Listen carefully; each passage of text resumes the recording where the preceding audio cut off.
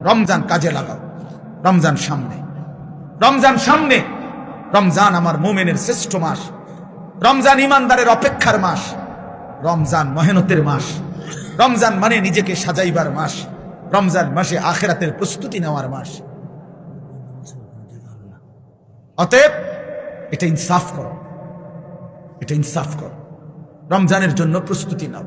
আল্লাহ পাক ওয়াদা দিছে, ওয়াদা দিছে, কামা কুতিবা আলাল্লাযীনা মিন ক্বাবলিকুম লাআল্লাকুম তাত্তাকুন।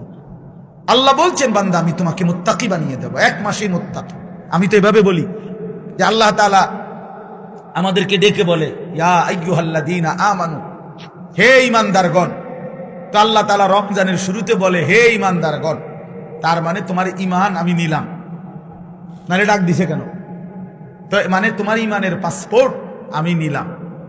কুতিবা আলাইকুমুস সিয়ামু কামা কুতিবা আলাল্লাযীনা মিন ক্বাবলিকুম, মানে হলো একটা মাস, রমজানের এই পবিত্র মাসে রোজার হুকুম, আমার বিধান মেনে চলো।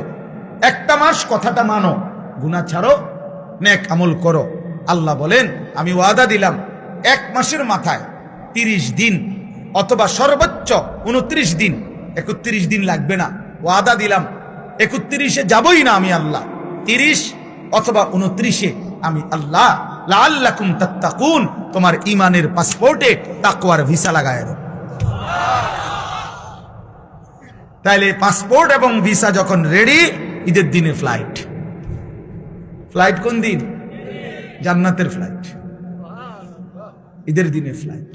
এজন্য হাদিসে আছে, ঈদের দিন আল্লাহ পাক রব্বুল আলামিন ফেরেশতাদেরকে ডেকে বলে, হে ফেরেশতারা, বলো তো কোন শ্রমিক যদি তার পরিশ্রম পূর্ণ করে তাকে কি পরিমাণ মজুরি দেওয়া উচিত? তখন ফেরেশতারা বলে, মাওলা, তাকে তার পূর্ণ পারিশ্রমিক দেওয়া উচিত, কারণ সে যেহেতু কাজ কি করছে, পূর্ণ করছে। আল্লাহ পাক তখন বলে, ফেরেশতারা, তোমাদেরকে সাক্ষী রেখে বললাম, আমার ইজ্জতের কসম, আমার মর্যাদার কসম, আমার এই বান্দাগুলো আমার রমজানের হক আদায় করছে, আমি তাদেরকে তোমাদের উপস্থিতিতে সাক্ষ্য রেখে আমি আমার এই বান্দাদেরকে মাফ করে দিলাম। তখন ঈদগাহে দাঁড়িয়ে ঈদের নামাজের সময়ে ফেরেশতারা ডেকে বলে, হে ঈমানদার, তোমরা যারা রমজান আদায় করেছ, তোমরা যারা গুনাহ থেকে মুক্ত রয়েছ, তোমরা যাকির হুকুম পালন করেছ, আজ আমরা নিজ কানে এইমাত্র আল্লাহর দরবারে শুনে আসছি, ইয়া আইয়ুহান নাস ইন্নাল্লাহা কাদ গাফারা লাকুম। হে লোক সকল, নিশ্চয়ই আল্লাহ পাক, আমরা শুনে আসছি, তোমরা মাফ করে দিয়েছে।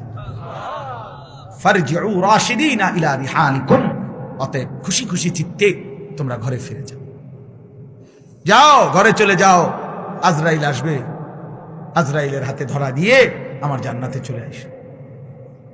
ইয়া আইয়াতুহান নাফসুল মুতমাইন্নাহ ইরজিই ইলা রাব্বিক রাদিয়াতাম মারদিয়াহ। এজন্য নেককার যখন জান কবজ করে ফেরেশতা, তো আল্লাহ নবী সাল্লাল্লাহু আলাইহি সাল্লাম বলছেন, কোন গ্লাস থেকে যেভাবে একটু কাট করিলে পানি যেমন আরামসে পড়ে, আল্লাহ নবী বলেন, মালাকুল মউত আজরাইল ইমানদার নেককার ব্যক্তির সামনে এসে এভাবে ডাক দেয়, আইয়াতুহান নাফসুত তাইয়্যিবা, আইয়াতুহান নাফসু